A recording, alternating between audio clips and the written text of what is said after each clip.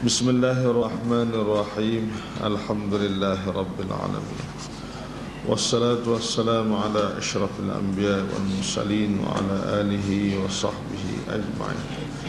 Subhanaka la ilma lana illa ma 'allamtana innaka antal alimul hakim.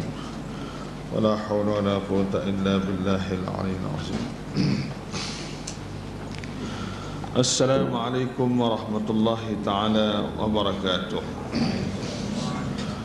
Saudara dan saudari sekalian, pertama-tama kita mengucap syukur kehadirat Allah Subhanahu wa taala dengan kesyukuran yang tidak terhingga banyaknya di atas segala limpahan nikmat-Nya dan rahmat-Nya kepada kita semua, khususnya nikmat Islam yang kita miliki.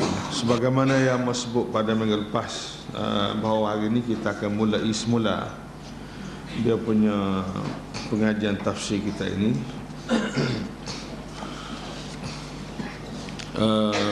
Iaitulah daripada awal lah, insyaAllah pusing yang kedua lah, pusing yang kedua, dan insyaAllah kita akan teruskan sebagaimana biasa. Jadi kita akan mulai daripada bawah lagi lah, sepengan biasa lah. Qul a'udzu birabbin nas sampai akhir. A'udzu billahi minasy syaithanir rajim. Bismillahirrahmanirrahim.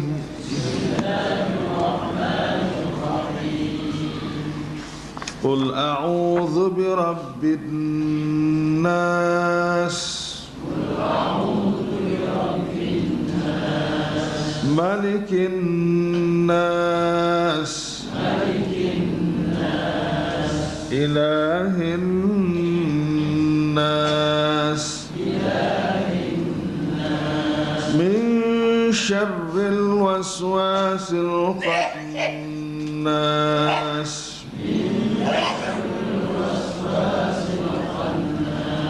Alladhi yuwaswisu fi sudurin nas.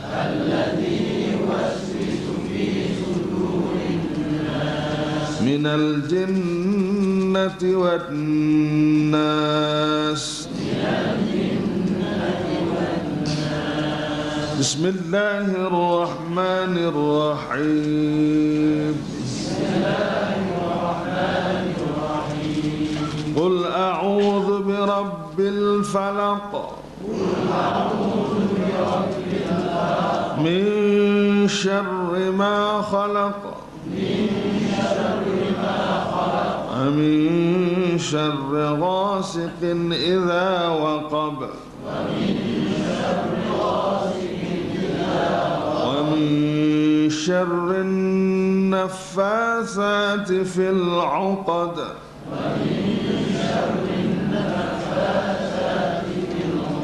ومن شر حاسد إذا حسد.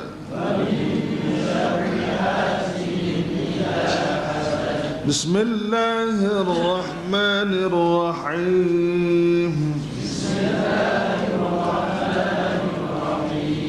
قل هو الله أحد. الله الصمد. لم يلد ولم يولد.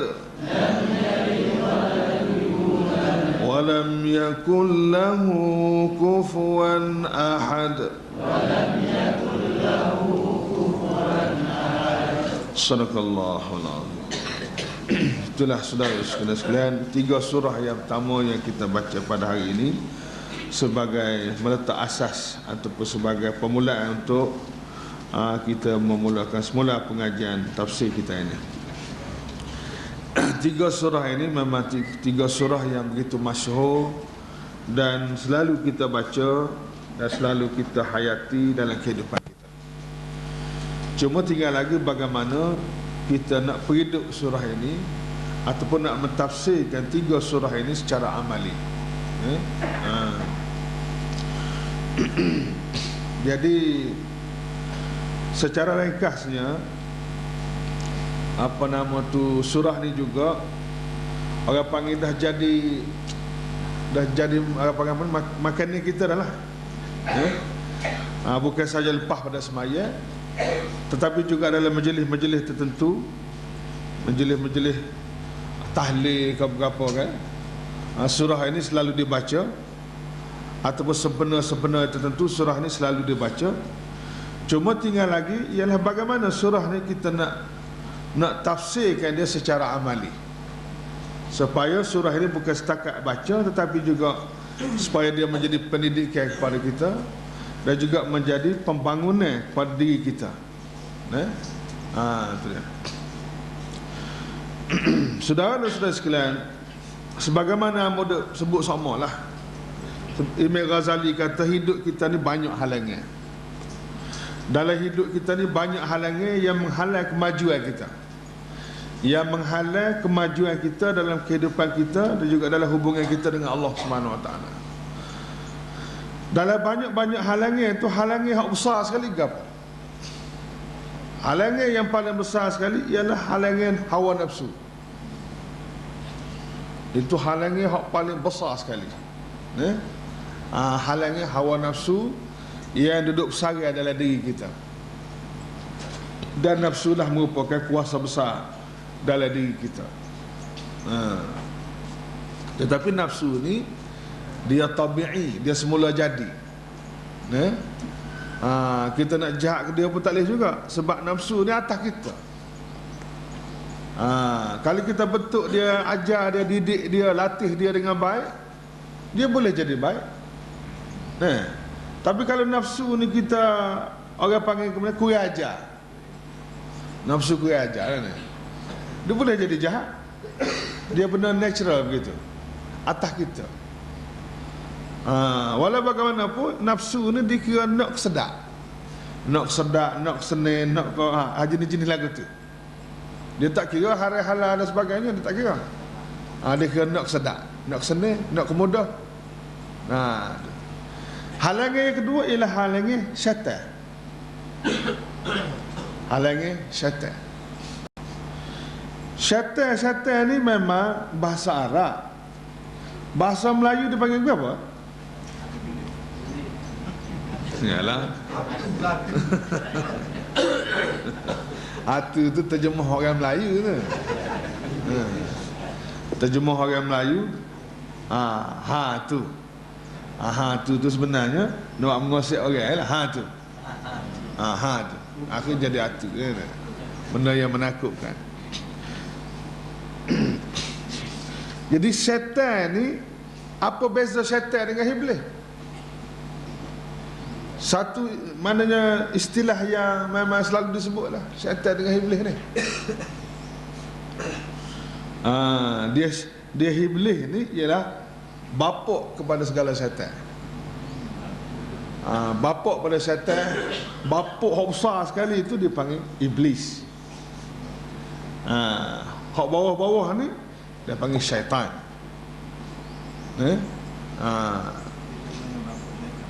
Jadi kita kira bapa syaitan. Bapa syaitan tu ngikut suasana dia lah. Iblis itulah bapa syaitan je. Apa kita pun a'udzubillah A'udzubillah minasyaitanir rajim. Kita kata a'udzubillah minal iblis kan. Sebenarnya apa nama ni, kita sekarang ni ialah orang panggil hak zaman kita ni zaman syaitan dah. Iblis tu zaman Nabi Adam dulu. Zaman Nabi Adam dulu. Itu iblis. Tapi kalau kita tengok sejarah kejadian iblis ni, kita semua sudah tahu kan. Lagu mana iblis tu jadi iblis? Asal cerita dia ni, iblis ni wa kana minal jinni, dia ni berasal daripada jin. Asal cerita dia asal daripada jin. Apabila dunia ini Tuhan nak tukar pimpinnya, bumi ni sebenarnya pada asal diperintah oleh jin. Puak-puak jin dok retah bumi ni. Itu menurut tafsir Ibn Katsir. Jin duk retah lama dah dunia ni. Jadi apabila begitu, berlakulah macam-macam peperangan, macam-macam tumpah darah, pokok dia berebut sana berebut sini. Akhir sekali tu nak tukar pimpinan dunia ni, tak sewi dah ke puak jin nak tarik kuasa puak jin ni, nak beri kepada pimpinan yang baru pula, namanya manusia. Di situlah puak jin ni naik nak marah. Di situlah puak jin ni menetas supaya orang panggil bomi ni jangan beri ke orang lain. Rekah cerita apabila Allah Ta'ala jadikan Nabi Adam dan lantik Nabi Adam dengan resminya, diangkat menjadi pemimpin yang baru kepada dunia ni. Pada masa itu manusia tak ada lagi kan. Dia pemimpin yang baru, maka Allah Ta'ala suruh malaikat dan puak-puak jin ni tunduk dan patuh, ataupun tunduk dan patuh serta hormat kepada pimpinan yang Allah Ta'ala sendiri pilih. Pimpinan baru yang Allah Ta'ala sendiri lantik, namanya Adam. Nah, apabila Allah Ta'ala suruh tunduk dan juga hormat, orang panggil akur, iktiraf, Tuhan suruh iktiraf pemimpin yang baru ni. Apabila keluar arahan itu, semua malaikat-malaikat iktiraf semua pimpinan ini. Malaikat semua iktiraf dan akur kepada perintah Allah Subhanahu Wa Taala. Oleh kerana Allah Taala sendiri pilih ni, oleh kerana Tuhan pilih kan, maka kita tak ada pilihan lain lah. Begitulah juga tabiat siapa kalani lah. Siapa kali ni pun, apa saja yang telah diberi keputusan oleh Allah, dia dipilih oleh Allah, maka kita tak ada pilihan yang lain. Jangan dia buat pilihan yang lain lagi. Tabiat manusia beriman lagu tu. Apabila Allah sudah buat pilihan, apabila Allah sudah buat keputusan, maka dia tidak ada lagi pilihan yang lain dan keputusan yang lain. Maka malaikat apa iktiraf, semua malaikat iktiraf berlakulah. Apabila Allah Ta'ala suruh tunduk hormat, sujud di situ, mana tunduk hormat kepada Nabi Adam, semua pakat tunduk dan sujud kepada Nabi Adam belakang, kecuali iblis. Di situlah bermulanya istilah iblis. Dulu tak ada istilah tu. Jadi istilah itu digunakan oleh Allah sebagai satu istilah yang baru kepada orang yang tidak iktiraf dan tidak akur kepada keputusan Allah dan Rasul, dan tidak taat kepada Allah, dan tidak tunduk dan patuh kepada perintah Allah. Pada masa itu dipanggil iblis. Sejarah dia. Jadi asal cerita iblis ni jadi iblis, Tuhan panggil iblis dia tu ki ke apa nama? Ki yang Allah Ta'ala panggil dia tu iblis, pertama kerana dia tidak iktiraf apa yang diiktiraf oleh Allah. Dia tidak akur dan tidak tunduk kepada keputusan Allah Ta'ala, dan dia tidak tunduk hormat kepada orang yang Allah Ta'ala suruh hormat. Nabi Adam tidak hormat kepada orang yang Tuhan suruh hormat, tidak akur kepada keputusan Allah, dan tidak tunduk kepada kehendak Allah Ta'ala. Maka dia makhluk yang macam ni namanya iblis. Itu sejarah dia. Jadi iblis ni setakat tu ya kah? Kejadian iblis ni masa Nabi Adam ke berlakunya, ataupun orang jadi iblis ni, ataupun proses kejadian iblis ni berlaku pas bila-bila. Apakah iblis syaitan ni hanya berlaku zaman dulu ya ke saja, ataupun proses iblis syaitan ni dia berlaku sampai kiamat? Bagaimana jawapan dia? Jawab dia, proses kejadian iblis ni akan berlaku setiap hari, setiap masa sampai kiamat. Supaya proses kejadian orang lah juga. Nampak tu? Jadi Syarat nak jadi iblis ni ataupun syarat nak jadi syaitan ni lagu mana? Kalau ada orang minat nak jadi iblis.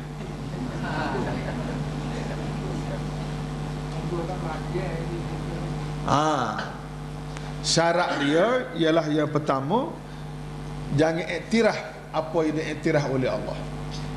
Jangan diaku oleh apa yang diaku oleh Allah.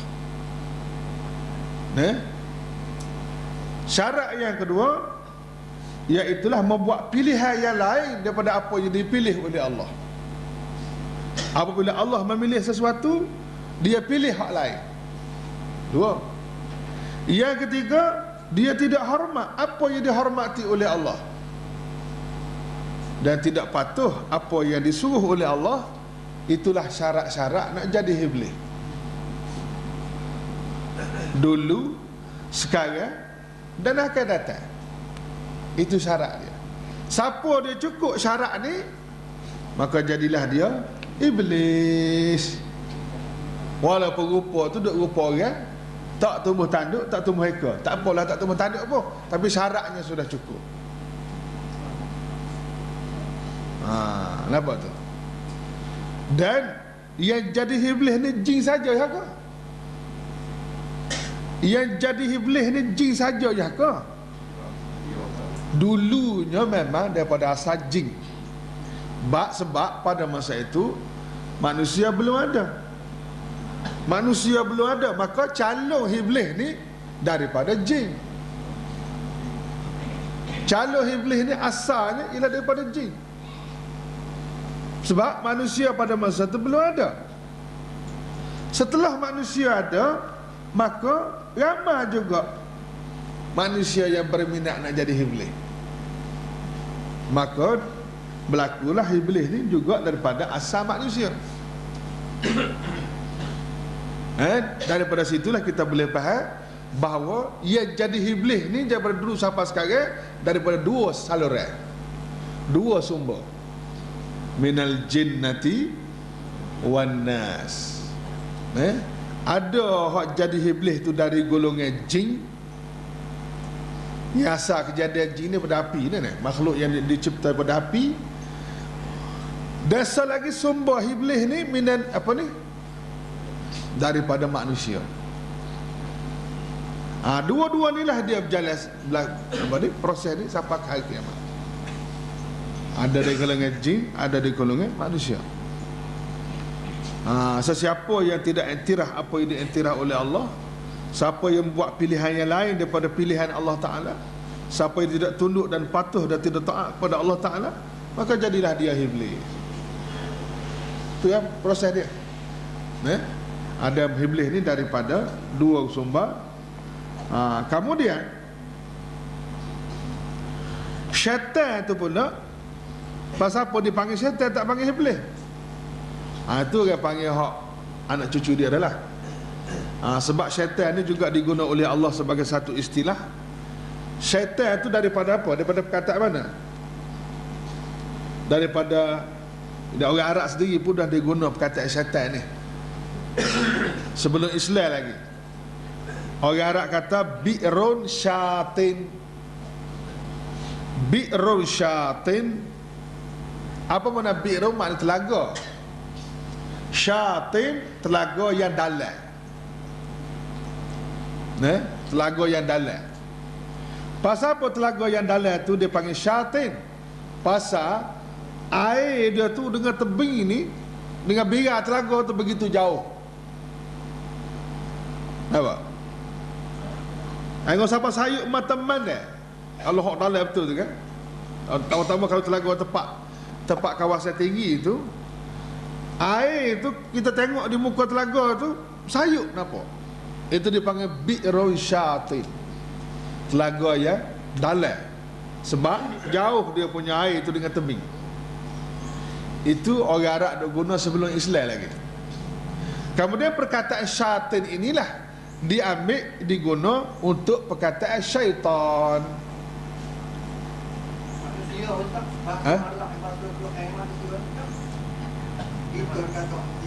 Manusia ni insan. Insan dalam bahasa Arab. Jadi Kenapa dia ambil perkataan syaitan untuk makna syaitan? Dia ambil perkataan syaitan itu akhirnya diguna untuk syaitan. Itu dari segi bahasa ni. Pasal apa? Syaitan makna jauh daripada berikat telaga. Diguna perkataan syaitan. Syaitan ni maksudnya makhluk yang jauh daripada rahmat Allah Ta'ala.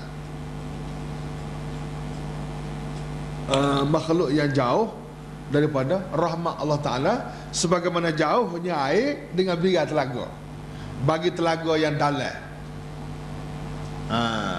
Jadi istilah syaitan ni diguna oleh Quran sampai ke hari ni lah.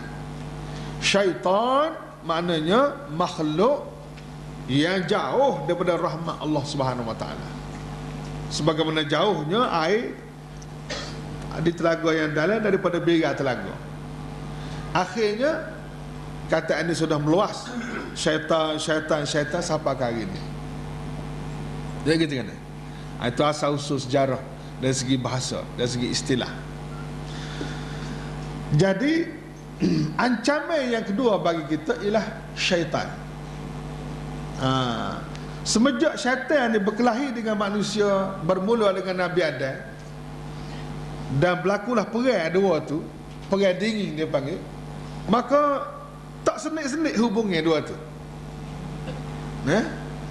Hubungnya makhluk dari golongan syaitan dengan golongan manusia ni senantiasa perang, dia senantiasa bermusuh, dia senantiasa menjatuh di antara satu sama lain. Bermula dengan Nabi Adam lagi. Lagi tengah ni. Apabila iblis ni jatuh daripada kedudukan asalnya, dia hanya seorang yang sangat setia kepada Allah, tapi kerana kisah lahir Nabi Adam menyebabkan dia jatuh jadi kafir, penuh dengan hubungan dia dengan Allah Ta'ala, maka dia berazam dan dia telah bersumpah dengan Allah Ta'ala. Dia bersumpah depan Tuhan, dia akan menjatuhkan manusia ni dengan apa cara sekalipun. Dia akan mengkhianat, akan bunuh manusia ni dengan apa cara sekalipun. Dan terbukti Nabi Adam sendiri pun kena juga. Ini kita kena. Hingga sampai Nabi Adam sendiri pun orang panggil kena juga, hingga sampai Nabi Adam sendiri pun jatuh pada kedudukan asalnya, duduk dalam syurga sampai ke dunia ni. Itulah bermulanya sejarah perang. Sejarah perang di antara dia punya manusia dengan syaitan. Jadi maknanya kita jangan sedar hati, jangan disenang hati bahawa kita ni akan selamat daripada gangguan syaitan dan ancaman syaitan. Oleh kerana itulah dalam surah Qul a'udzu birabbin nas ini Tuhan ajar kepada kita supaya kita ni dalam perang dengan syaitan ni, dalam berdepan dengan syaitan ni, kita tak boleh main seorang, tak boleh bersendirian, tak padan. Sebab itulah dalam surah ni dia ajar, Qul, katakanlah hai Muhammad. Katakanlah tu di mana? Katakanlah dalam doamu. Kata di sini dalam doa. Doa ni maknanya kita minta tolong Allah Ta'ala. Siang malam kita minta tolong Tuhan. Kita berdoa dengan lagu ni, A'udzu birabbin nas. Ini doa ni. Kalau nak berdoa, buat kul tu. Buat kul jadi doa selalu. Nampak? Buat kul tu jadi doa lah. A'udzu, aku minta berlindung. Minta berlindung ni maknanya minta selamat lah. Minta berlindung dengan arti minta selamat. Ini dia guna perkataan ia dipahami oleh orang Arab zaman tu. Sebab orang Arab ni kalau dia bermasalah ataupun dia ni orang panggil dia ancam oleh sesuatu kaum dalam masyarakat dia, maka dia berlindung kepada orang-orang yang lebih kuat daripada dia. Orang kaya, orang berkuasa, orang berapa kan. Dia yang lemah ni dia cari perlindungan dengan orang lain. Jadi apabila dia duduk di bawah lindungan orang ni, maka pihak lain tidak boleh nak khianat dia, dan pihak lain tidak boleh nak mengancam dia. Di perkataan berlindung ni diguna untuk kita dengan Allah Ta'ala pun begitu juga. Apabila sesuatu kita ni dalam ancaman, kita duduk dalam keadaan bahaya, maka kita kena cari perlindungan.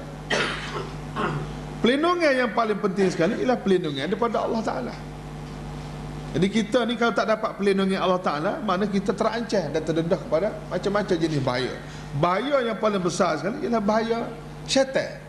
Sebab syaitan ni dia akan munuh manusia ni apa saja cara dia. Dan hak yang paling akhir sekali, hak paling kemuncak sekali ialah dia akan munuh kita dari segi iman dan akan menjadikan kita, na'udzubillah, jadi kafir dan akhir sekali terjun neraka. Sebab itulah kita tak ada orang panggil tak ada jalan lah dengan syaitan ni, melainkan kita kena cari perlindungan daripada Allah. Cara nak dapat perlindungan daripada Allah ni, kena berdoa lagu ni. A'udzu birabbin nas, aku minta perlindungan. Birabbin nas tu, birabbi sebutin tu mana dengan. Rabb ni makna Tuhan. Tuhan ataupun Tuhan yang menjadi dan mega manusia ni, itu mana Rabb. Asal merasa kata Rabb ni dah faham balik dah kan? Banyak kali dah sebut ni. Tuhan hak jadi manusia, hak duk pera manusia, duk jaga manusia ni dia panggil Rabbin Nas.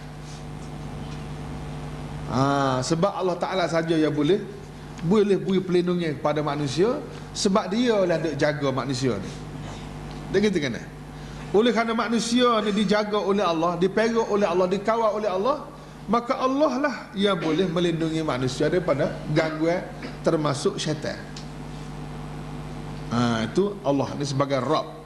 Allah juga sebagai Malikin Nas. Malikin Nas apa makna? Malikin Nas ni asal makna Malik ni raja. Apa siapa yang panggil raja? Sebab dia berkuasa. Sebab dia berkuasa, sebab tu orang panggil raja. Malikin Nas makna Allah yang menguasai manusia, yang jadi raja kepada manusia. Inilah raja kepada segala raja atas dunia ni. Itu dipanggil Malikin Nas. Dua. Jadi yang pertama, ayat ni juga nak ajar kita, nak didik kita, nak asuh fikiran kita, dan juga perasaan kita, emosi kita, pembentukan psikologi kita, biar kita khabar betul-betul bahawa Allah ni Rabbin Nas. Allah ni tuan kepada manusia. Allah juga ialah hak duk mera manusia ni. Jadi oleh kerana Allah ni tuan manusia, yang paling tahu tentang manusia ni ialah tuan dia lah. Tuan dia siapa dia? Allah lah. Oleh kerana itu segala masalah yang berkenaan dengan manusia ni, yang paling tahu sekali ialah tuan dia, iaitu Allah Subhanahu Wa Taala. Baik, dah tu nak. Maksud dari segi faham tu boleh kira dah. Cuma nak suruh turun pakai hati sikit. Daripada kepala tu biasa pakai hati. Setelah kita faham, kita rasai pula lepas itu. Malikin Nas ni dari sudut mana pula? Malikin Nas ni dari sudut kekuasaan. Allah lah yang duk menguasai manusia.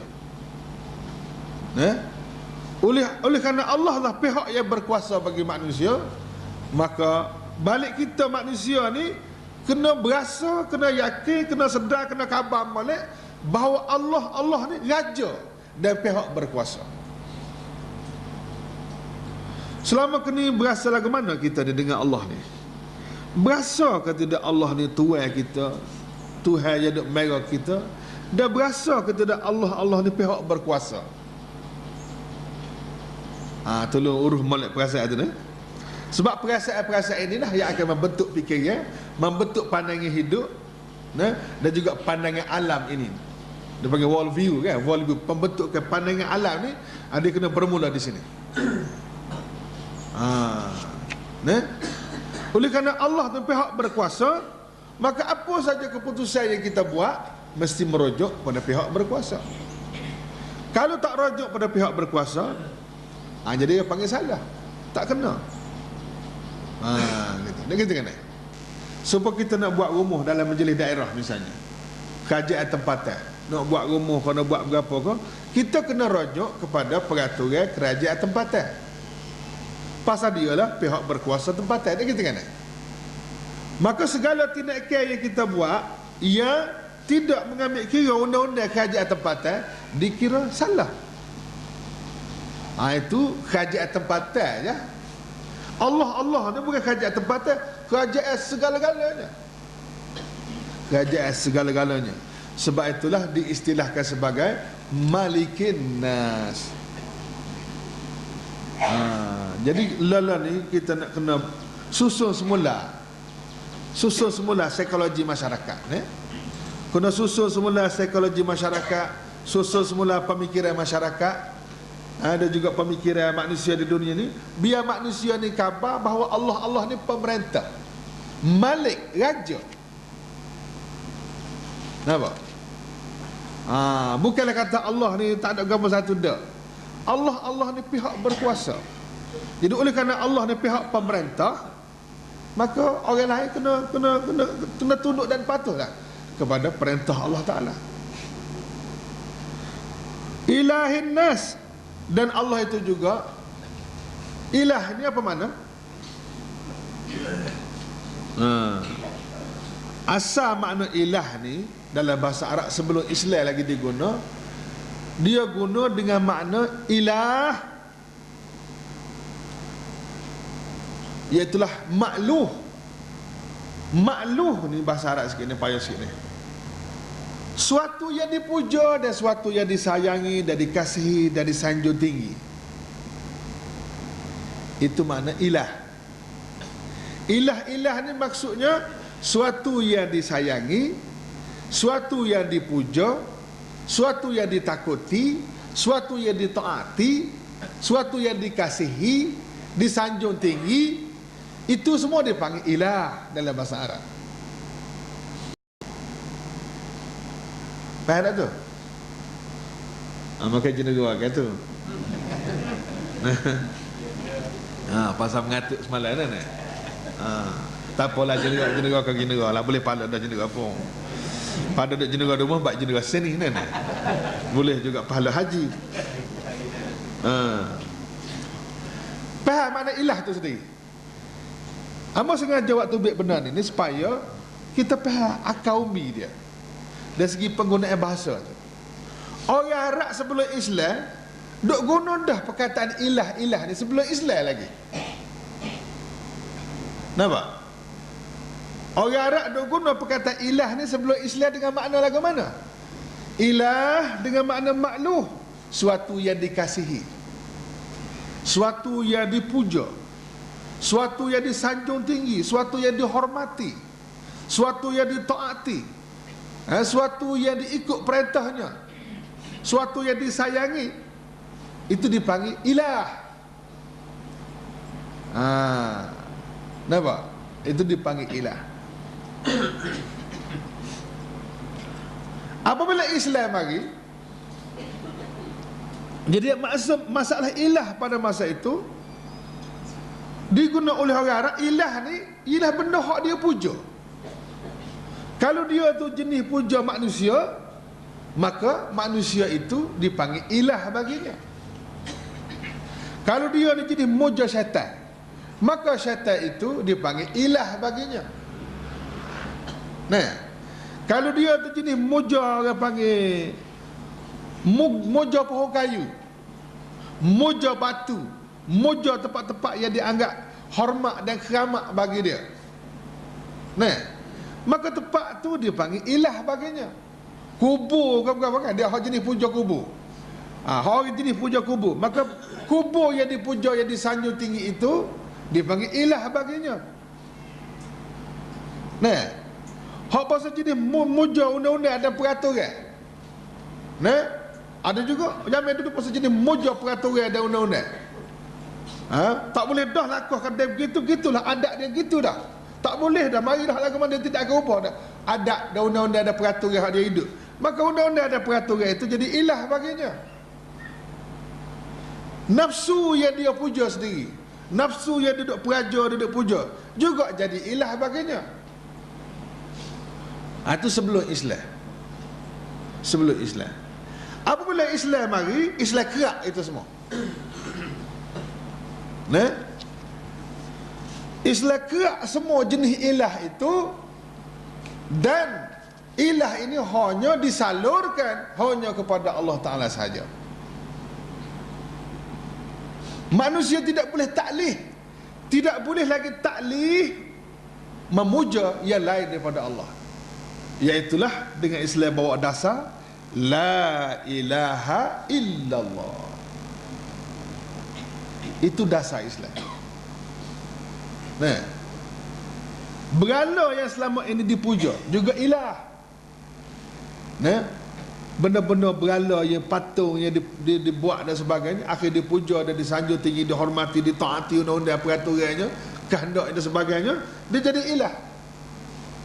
Mari Islam kerak, benda Islam kerak itu bukan ilah, bukan benda yang disanjung tinggi dengan betul.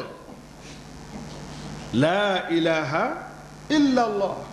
Tak ada dah ilah hak sebenar, hanyalah Allah lah hak sebenar. Tu jadi musuh Islam dengan yang lain tu. Pasal Islam duk kerak ilah-ilah dia yang lain. Hak dia duk puja selama kini ke tempat-tempat tertentu, orang-orang tertentu, Islam kerak. Tak boleh hak tu. Kena hak nisa aja. Tu jadi balas tu. Tu jadi balas tu. Pada itu mana ilahin nas. Allah ni tempat yang disayangi. Allah ni pihak yang disayangi, yang dipuja, yang dikasihi, disanjung tinggi, ditaati, dipatuhi. Itu dipanggil ilah. Jadi kita ni hanya satu ilah saja. Tak boleh menduakan ilah. Siapa yang menduakan ilah, syirik dah dia. Nampak tak? Itu maksud ilahin nas. Itu tempat-tempat gagah belaka tu kita minta perlindungan tu. Kita minta perlindungan kepada Allah selaku Tuhan yang mega manusia ni. Kita minta perlindungan kepada Allah selaku pihak berkuasa. Kita minta perlindungan kepada Allah yang menjadi Tuhan.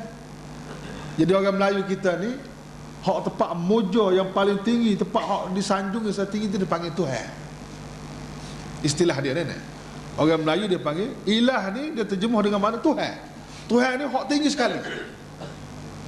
Tuhan ni tempat hak dia puja hak tinggi sekali. Dia terjemuh makna Tuhan.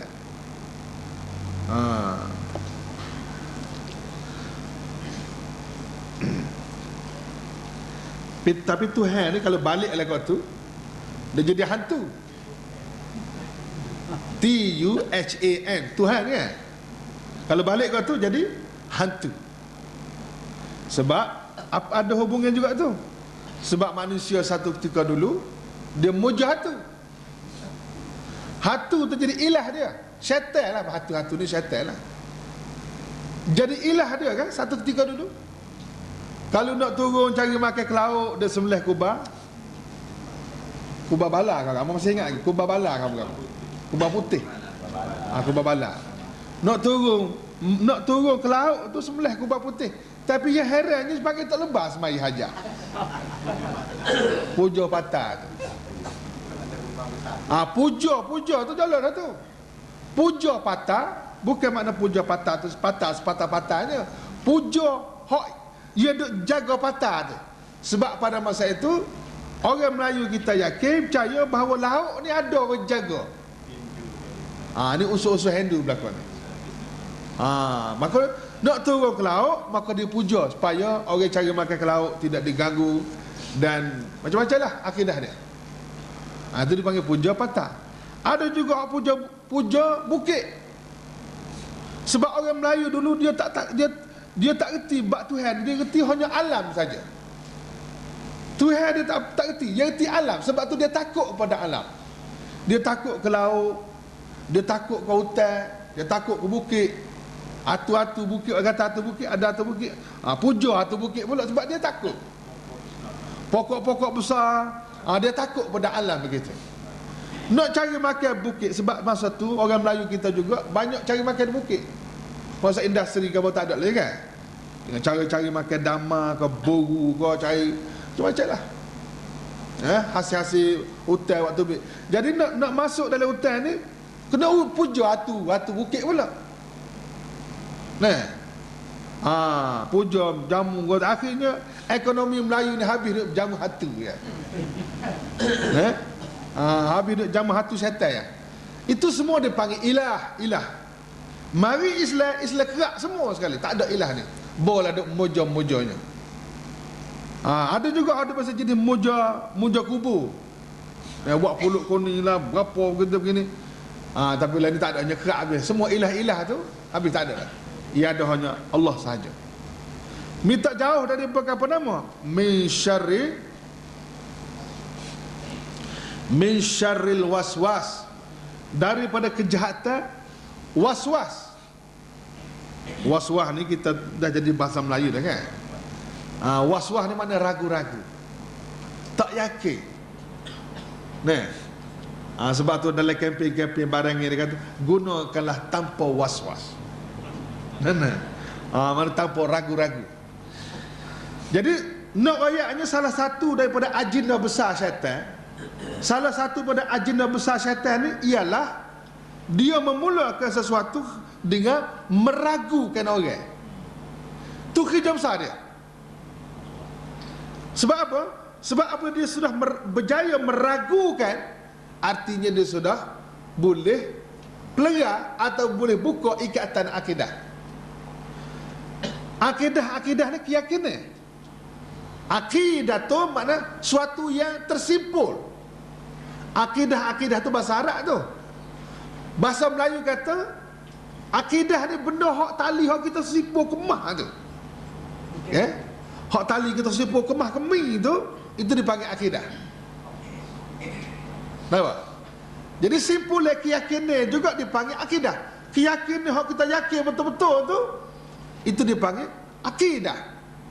Iaitulah simpul keyakinan yang kuat. Jadi apabila syaitan ni mari, dia cuba buka nyipu tu. Simpul tali hak yang dipanggil akidah tu, dia perua. Itu dipanggil was-was. Itu dia panggil was-was. Duk tunggu yakin molek kepada Allah dan Rasul, yakin molek kepada Quran hadis apa kita gini, nya pulah-pulah warna ke dia jadi ruwa sikit kurang yakin tu. Longgar sekali. Apatah lagi di akhir-akhir zaman ni Nabi kata, akhir dunia nanti Islam ni akan dipelah so-so oleh syaitan-syaitan zaman itu. Islam ni akan dibuat sekateh. Datang qudanal Islam urwatan. Islam ni akan dipelah, akan dipelokoh, akan dibuat sekateh demi sekateh. Ni kerja syaitan belakang ni. Nyepelah, nyebuat so. Jadi apabila Islam dia perlah so, tak lagi. Dia kita ni yang jadi kuat ni pasal kita bergabung ni kata kan. Tangan bergabung dengan kaki bergabung sana bergabung sini, tu yang jadi kuat tu. Tapi kalau tangan dia perlah, kaki perlah, perlah habis. Kereta motor pun begitu. Kereta motor yang jadi kuat ni pasal dia bergabung tu. Tapi kalau dah perlah semua sekali, tak lagi. Tinggal sepepak lah.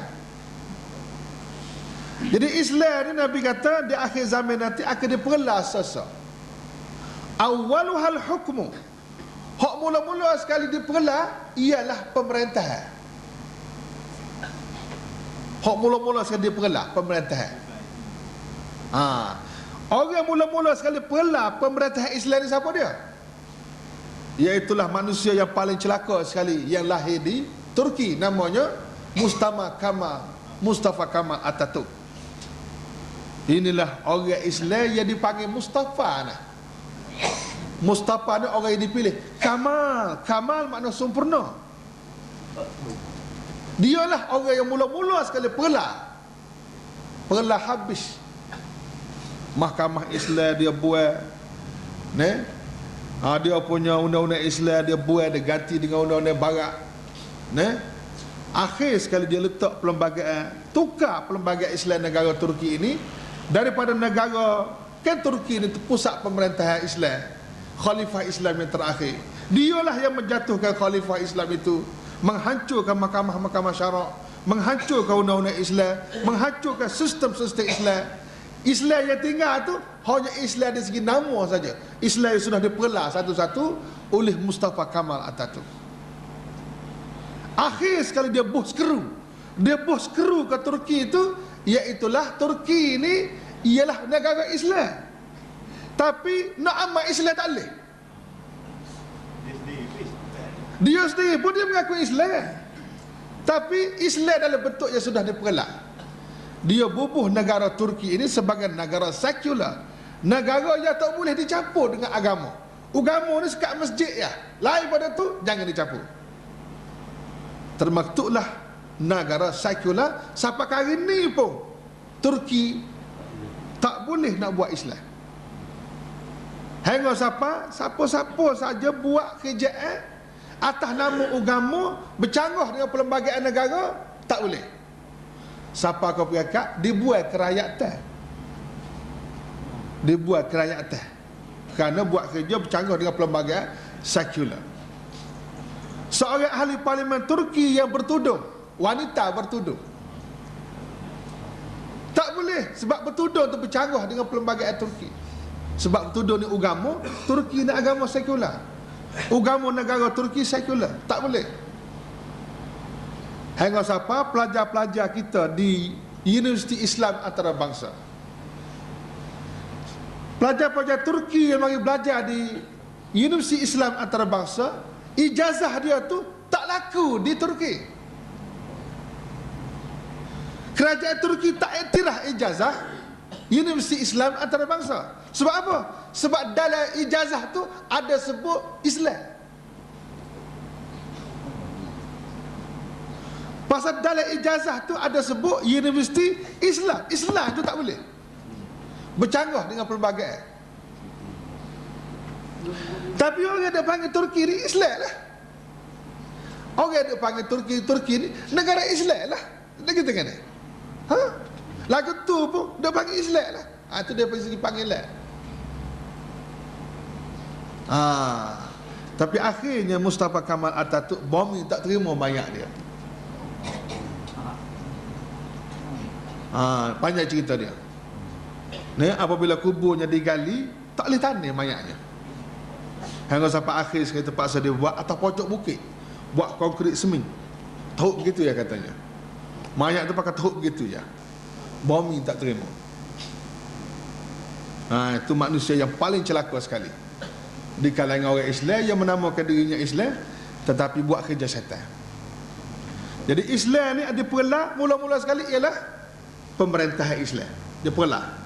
Apabila pemerintah Islam ni diperlah sesa, Islam sudah tidak ada kuasa lagi. Islam hanya ada Quran, ada hadis, ada ilmu-ilmu Islam, tetapi tak ada kuasa, tak boleh buat apa. Wa akhiruhas salah, Nabi kata. Dan akhir sekali, mula-mula dia perlah institusi politik, institusi Islam dari segi politik, dari segi kenegaraan dan pemerintahan. Hak akhir sekali dia kata, puak-puak syaitan yang akan perlah sembahyang. Wa akhiruhas salah, dan akhir sekali sembahyang. Itu hak dia perlah, hak akhir sekali. Dia akan tinggal sembahyang, dia akan buat main-main sembahyang, dia akan tak sembahyang, dia pendek kata. Dia tak era kau sembahyang. Jadi apabila institusi kuasa pun sudah tidak ada, kita hanya ada satu saling hubungan kita dengan Allah melalui sembahyang aja. Jadi kalau hubungan dengan Allah pun punah juga, sembahyang pun tak lekat juga, lokah juga, rela juga sembahyang, habis rela, hancur habis agama ini. Hingga siapa disebut dalam hadis Nabi, kiamat tidak akan berlaku sehingga dunia ini tidak ada lagi orang yang pandai menyebut Allah. Jadi itulah saudara sekalian, kita minta jauhlah daripada syaitan yang al-waswas ni. Syaitan yang duk apa nama tu, duk meragukan ikatan akidah kita hingga sampai jadi kau ini kau tak yakin, kau yakin, kau jangan duk lock diri kita ni kepada al-waswas itu. Kerja waswas ni lagu mana? Al-Khannas. Al-Khannas tu makna apa? Al-Khannas ni makna timur tenggelam. Timur tenggelam. Pasal apa timur tenggelam? Dia kerja syaitan ni disebut dalam hadis Nabi sallallahu alaihi wasallam, syaitan ni dia tupu pada pusat kuasa. Gerakan syaitan ni dia tupu pada pusat kuasa manusia. Pusat kuasa manusia dia duduk mana? Pusat kuasa manusia ialah di hati. Hati itulah pusat kuasa manusia. Kuasa besar dalam diri manusia ni namanya hati. Di situlah tempat dia duk tunggu. Hijab dia duk tunggu di hati ni supaya dia boleh caput tangan dalam keputusan-keputusan yang dibuat oleh hati. Hati kita ni buat berapa keputusan sehari-hari kan? Start daripada bangun tidur sampai tidur kembali, berapa jenis perasaan kita nak berasa hari-hari? Banyak ni. Berasa nak, berasa tak si, berasa benci, berasa berkenih, berasa suka, berasa tak suka kan? Macam-macam jenis perasaan. Perasaan inilah dia cuba olah. Dia cuba olah. Dia ambil apa? Ambil peluang daripada perasaan yang bergelombang dalam diri manusia tu, dia guna pengaruh perasaan manusia. Dan dia guna kuasa hati ni yang buat keputusan. Hatilah yang buat keputusan begini. Nak kau tak say, kau nak kau berapa kau. Hati yang dia buat keputusan. Beribu keputusan sehari-hari kita dah buat. Sama ada keputusan kecil atau keputusan besar. Jadi situlah tempat syaitan cuba memainkan peranan caput tangan dalam keputusan-keputusan. Sebagaimana Inggeris caput tangan dalam pemerintahan Raja-Raja Melayu satu ketika dulu. Tidak gitu kan? Akhir sekali dia punya iblis yang bernama Inggeris ni mengayak masuk. Cara dia masuk melalui jantung hati umat Melayu. Jantung hati umat Melayu ni lah raja-raja. Tidak gitu kan? Umat Melayu dia patuh, dia taat pada raja-raja. Maka iblis Inggeris ni dia pegang jantung hati umat Melayu. Cara dia naik tu, dia naik sikit mengayak naik kan. Dia mengayak naik melalui perniagaan lah, melalui macam-macam lah. Dengan macam-macam lah dalam sejarah tu. Akhir sekali dia boleh jadi dia boleh naik jadi penasihat raja-raja Melayu. Dia biasanya penasihat ni,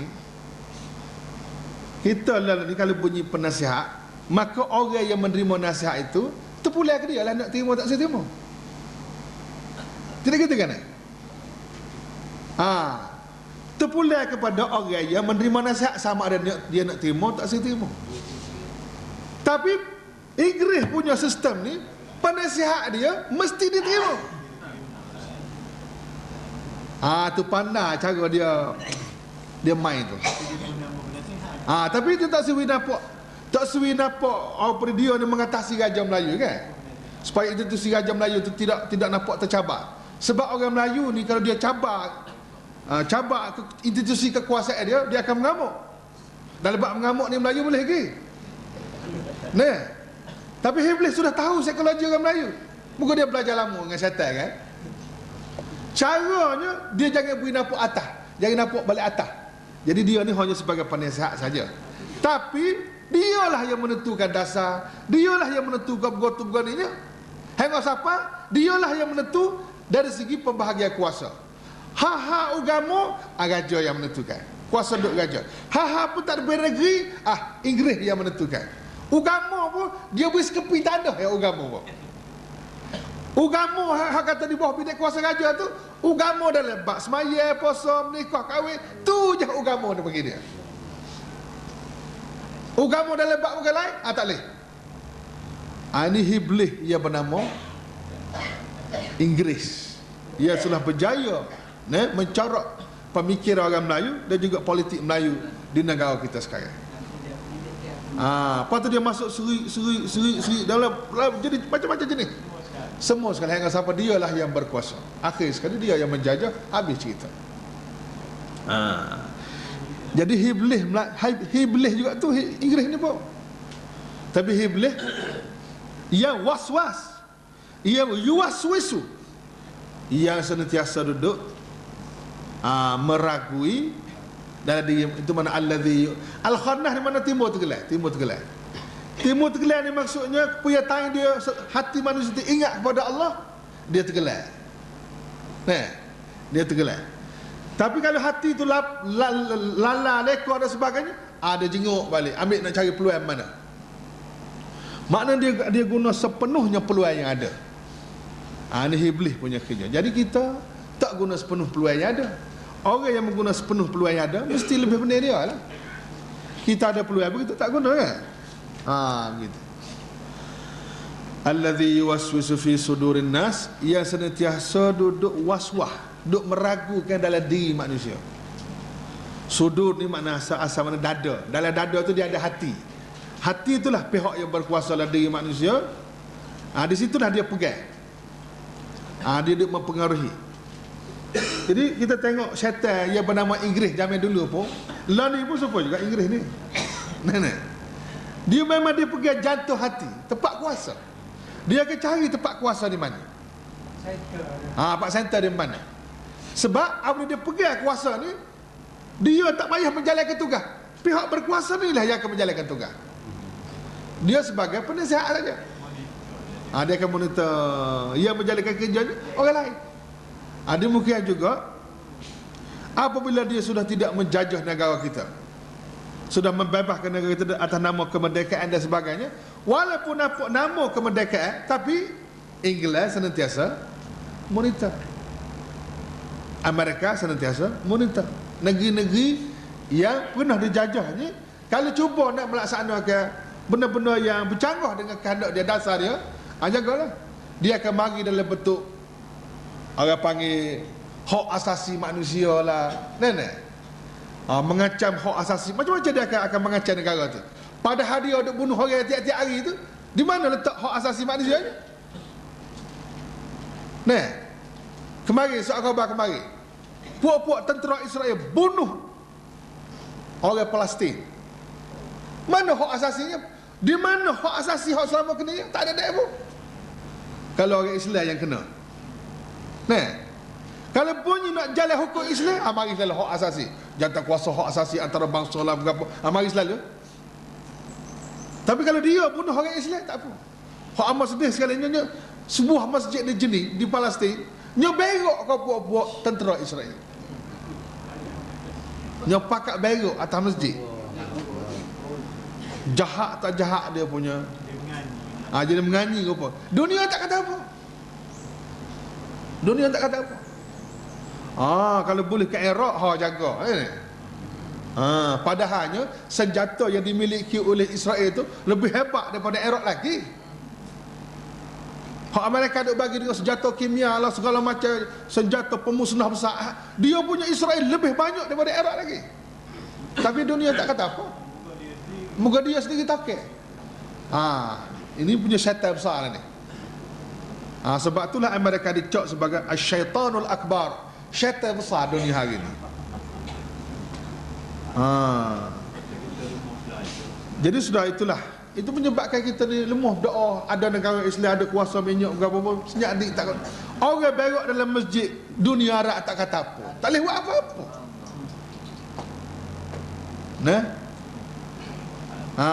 900 juta umat Arab tak boleh kata apa.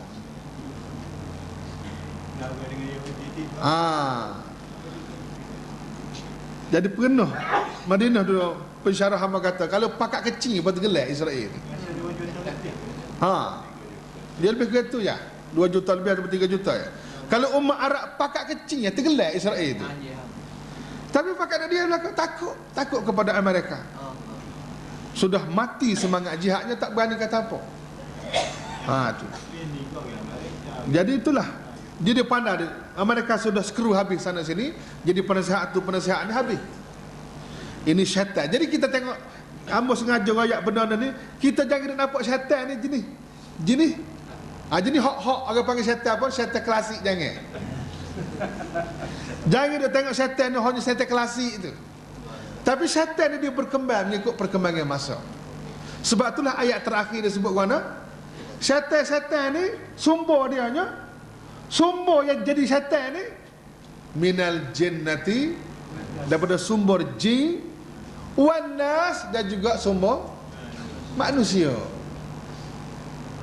Dia proses kejadian syaitan ni dia berhenti sekat zaman dulu ya ke? Tak. Proses tu senantiasa berlaku tiap-tiap hari. Jadi oleh kerana itu bertemulah di antara syaitan dengan Quran. Syaitan dengan Quran ni dia akan bertemu, dia akan berlawan sama. Dan manusia menjadi rebutan. Manusia ni menjadi rebutan di antara syaitan dengan Quran. Jadi pakat berebutlah.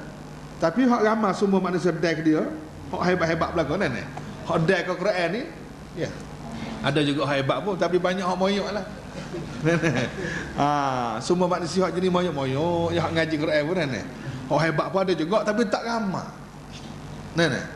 Tapi hak dia punya balik ni, hebat. Bila kita boleh lawan? Itu dia.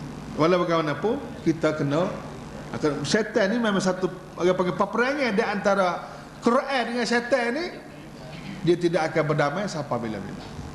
Itu sebagai orang panggil mukaddimah untuk pembukaan kita yang kedua lah. Setakat itulah dulu.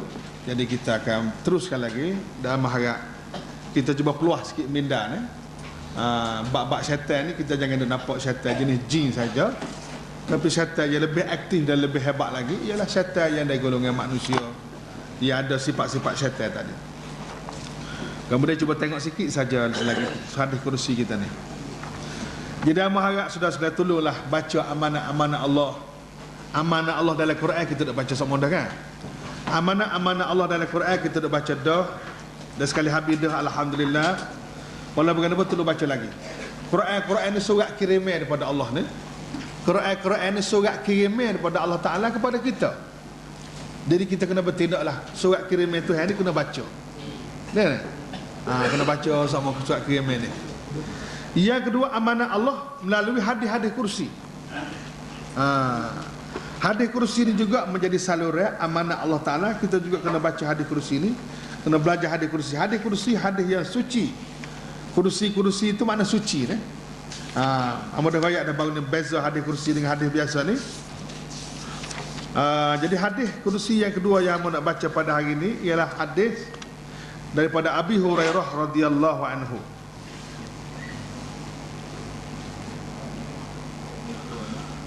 Muka surat 370. Kita ambil hadis kursi 40 dulu. Dan dalam buku kita ni dia ada dua kitab ni. Dalam buku kita ni ada dua kitab. Yang pertama hadis kursi hadis 40 dulu. 40 hadis yang utama. Lepas tu kita akan baca hadis lain pula. Daripada Abu Hurairah radhiyallahu anhu qala Rasulullah sallallahu alaihi wasallam. Abu Hurairah menceritakan bahawa Rasulullah bersabda, qala Allah. Itu beza hadis kursi ni. Nabi kata, qala Allah. Allah yang berkata. Jadi kalau hadis biasa ni daripada Abu Hurairah, Nabi SAW berkata. Nabi yang berkata kan? Lagu tu. Di hadis kursi dia Allah yang berkata.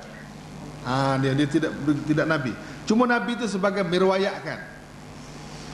Allah Ta'ala berfirman, kazzabani ibnu Adam. Ibnu Adam itu mana anak Adam. Kazzabani maksud apa? Menganggap aku berbohong.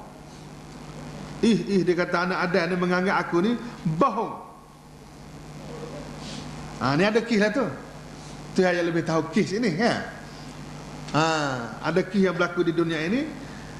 Dia kata anak Adam telah mengatakan aku menganggap aku ni bohong. Walam yakul lahu zalik. Padahal aku tidak dia mungkin itu. Lam tu mana tidak ni ya rahmatullah.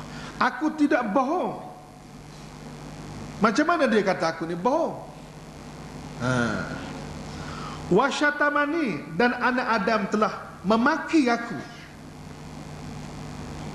Ada kau maki Tuhan ni? Tengok lagu mana ni.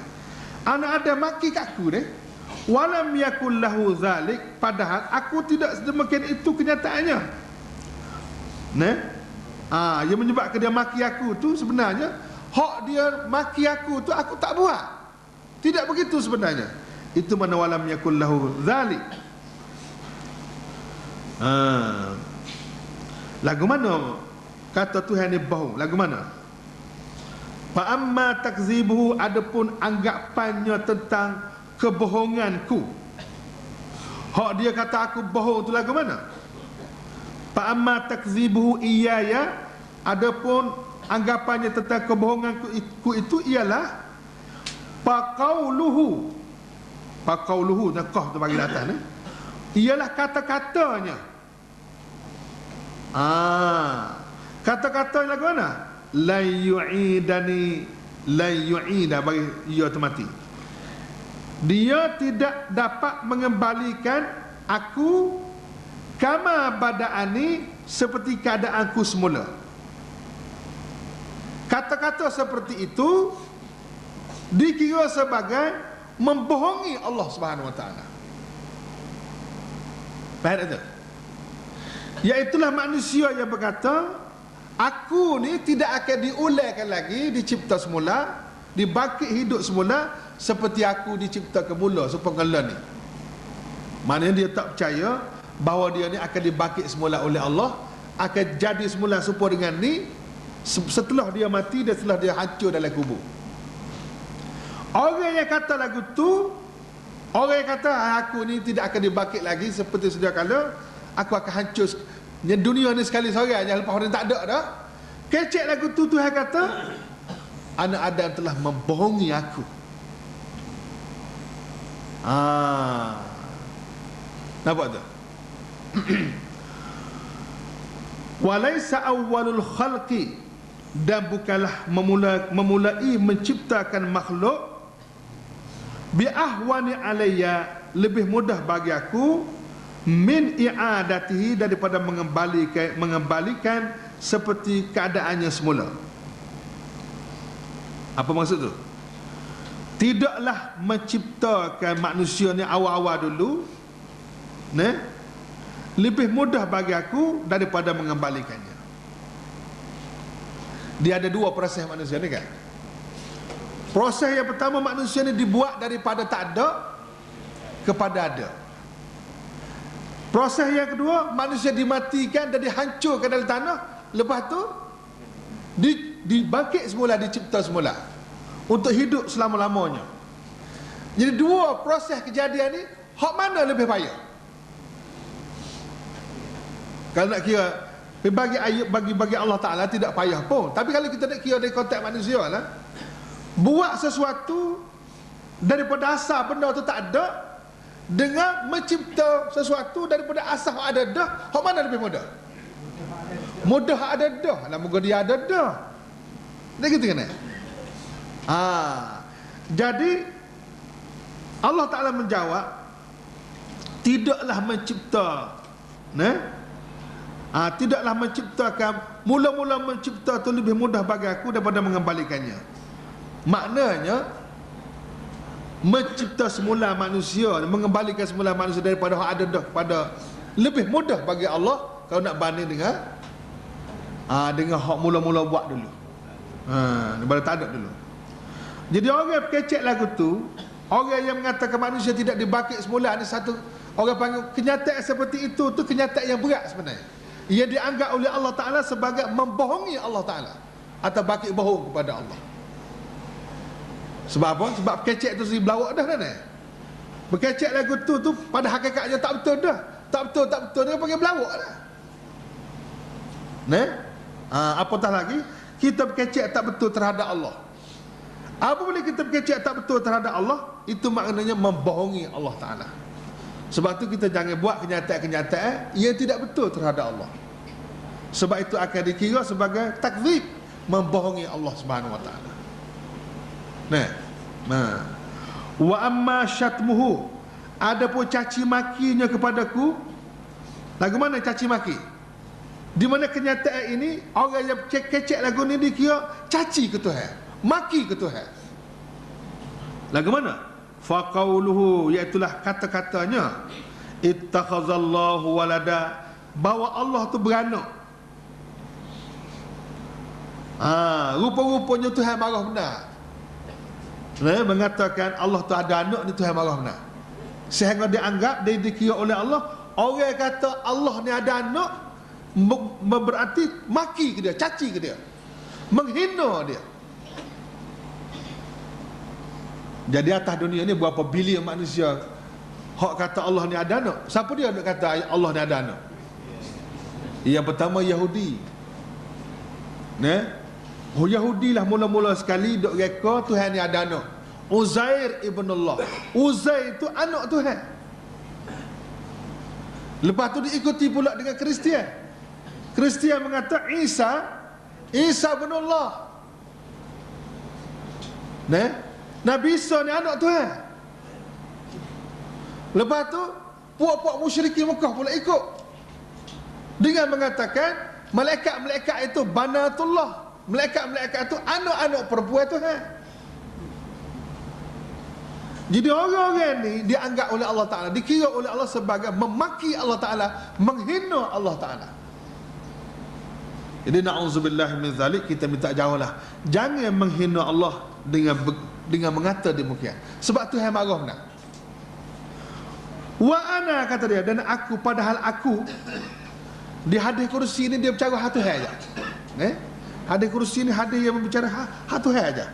Wa anal ahadus samad, padahal akulah al-ahad maha esa, as-samad tempat bergantung semua manusia, allazi lam alid, aku tidak beranak, kata Allah. Walam ulad, aku tidak diperanakkan. Walam yakul lahu kufuwan ahad, dan aku tidak ada sesuatu pun yang menyamaiku. Merasa hadis ni jelas ni. Hadis ni jelas bagi kita, iaitulah nak didik kita semua. Yang pertama, jangan dia buat kenyataan bukan-bukan terhadap Allah Subhanahu Wa Taala. Jangan sekali-kali kita duk kata Allah Taala ni tak boleh menghina, tak boleh menghidupkan manusia semula, sebab itu dianggap sebagai pembohongan terhadap Allah. Dan jangan duk kata Allah ni ada anak, sebab itu berarti mencaci dan menghina Allah Subhanahu Wa Taala, dan boleh mengkufurkan manusia. Hadis yang ketiga, rawi-rawi hadis itu sekadar bagi orang mengaji hadis ni. Huraian-huraian tu pun anda boleh baca sendiri. Huraian tu lebih kurang lah. Hadis yang ketiga ni daripada Abi Hurairah. Abi Hurairah radhiyallahu anhu qala, Abi Hurairah berkata, qala Rasulullah sallallahu alaihi wasallam, qala Allah berfirman, yu'zini ibnu Adam, yu'zini, anak Adam telah menyakiti aku. Dia hadis kursi jenis lagu tu dia jenis hadiah aja. Hadiah dengan anak Adam. Anak Adam telah menyakiti aku. Jadi kita ni jangan buatlah benda-benda yang dianggap oleh Allah Ta'ala sebagai menyakiti dia. Jadi kalau kita dah buat juga benda-benda yang dianggap menyakiti Allah Ta'ala, itu maknanya kita melampau lah. Setelah kita tahu bahawa ini boleh menyakiti Allah Ta'ala, menimbulkan kemarahan Allah Ta'ala, janganlah. Supaya sama-sama kita lah juga, kalau kita tahu dah perkataan lagu ni menyakiti hati dia, jangan dia buat lah, tidak punah lah hubungan kita dengan dia. Allah Ta'ala kata, yu'zini ibnu Adam, anak Adam yang telah menyakiti aku. Bapa tu? Yasubbud dahra, dia menyakiti aku ni dengan cara mencaci maki masa. Sudahlah.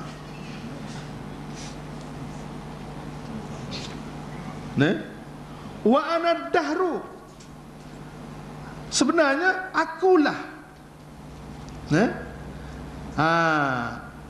Wa ana dahru tu, padahal akulah masa tu. Masa-masa yang berlaku tu dan peristiwa yang berlaku dalam masa tu, akulah tu. Biadi, dengan tangankulah, uqallibu, aku jalankan, ad-dahra, biadi, dengan tangankulah, biadi al-amr, biadi al-amr, dengan tangan akulah aku jalankan semua urusan. Uqallibul laila wan nahar, aku ubah malam menjadi siang dan menjadi, orang panggil siang menjadi malam. Uqallibul laila wan nahar, maksudnya aku dah ubah siang dan malam. Hadis ni apa makna ni? Hadis yang ketiga ini, Allah Ta'ala menganggap manusia yang duk maki masa. Lagu mana masa ni? Dia dalam hidup kita ni kan masa banyak ni, ataupun musim. Masa, musim dan sebagainya, itu dipanggil masa. Jadi kita jangan duduk menyakiti Allah dengan duk maki masa ni. Allah hujan tak berhenti-henti sehari dua ni.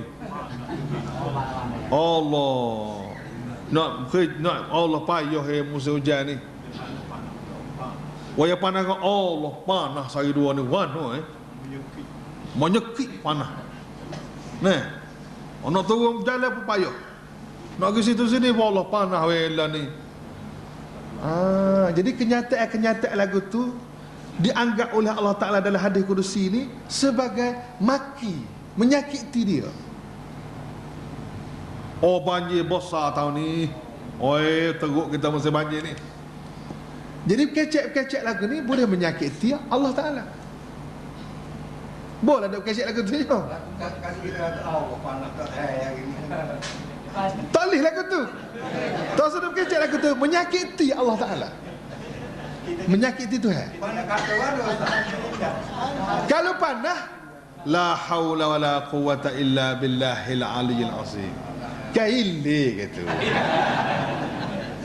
Tak ada daya dan upayalah melainkan Allah Subhanahu wa taala saja. Sebab panah-panah ni ialah program takwim Allah Taala. Kita alhamdulillah semua.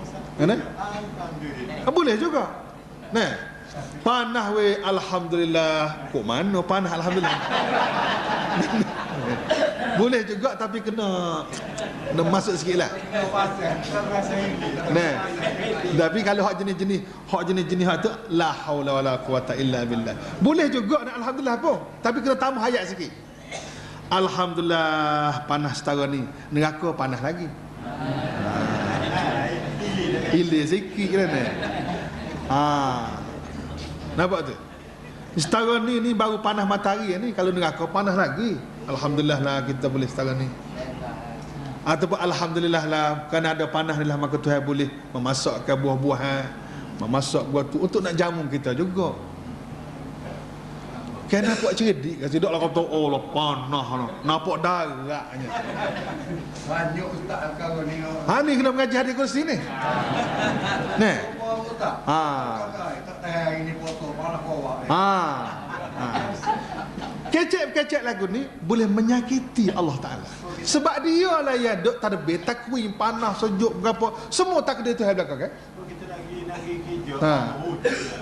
Allah serabu hujan kat Allah. Jadi buat apa lagu tu? Nah? Lepas tu kita akan jumpa lagi satu hadis kursi belakang ni. Tapi apa boleh goyak lebih kurang dulu. Tuhan kata, kalau kamu tak kena dengan pentadbir aku, kamu tak kena dengan keputusan aku, minta telur selakai keluar daripada langit aku ni. Ni lagi teruk. Dia akan jumpa sikit lagi hadis kursi sikit lagi ni. Jadi hamba harap mulai mengaji hadis kursi hari ni. Sebab hadis kursi pun tak disebut dalam Quran kan. Kalau sebut pun dia dalam bentuk umum sangat. Jadi hadis kursi ni mendetailkan lagi benda-benda hak Tuhan tak kena. Benda-benda kecek apa sejenis macam komplain Tuhan lah ni. Macam komplain lah. Gua tu tak kena, gua ni tak kena. Jadi komplain Tuhan. Jadi padahalnya Tuhan buat tu walaupun nampak tak molek, tapi Tuhan dia nak jaga survival semua sekali. Sebab yang hidup atas dunia ni bukan kita seorang. Ramai universal kan. Jadi makhluk lain pun nak hidup juga. Kita duk panah-panah, makhluk lain nak ke panah. Kita duk sejuk-sejuk, makhluk lain nak sejuk. Kita kena ingat yang hidup atas bumi ni bukan kita, orang lain pun nak hidup juga. Jadi Tuhan kena jaga semua kepentingan tu. Jangan duk komplain, jangan mulut tu jangan duk celupar kat. Jangan duk mulut lembek tak terkalu kat. Sebab itulah Tuhan sudah ajar gaya bahasa. Adat-adat kita dengan Tuhan. Kalau kita dengar benda-benda tak molek, kita kata la haula wala quwata illa billah atau a'udzubillahi minasyaitonir rajim. Kalau benda molek alhamdulillah kan. Gunalah kata-kata tu, jangan duk mengapek bobek. Nampak daratnya ni. Pergi Quran habis dah sekali, darat lagi. Atau kena mengaji hadis kursi tu. Jadi setakat itulah dulu. Jadi hamba harap tolong bacalah hadis-hadis kursi ni supaya hadis kursi ni akan mendetailkan lagi apa kehendak Allah Ta'ala itu.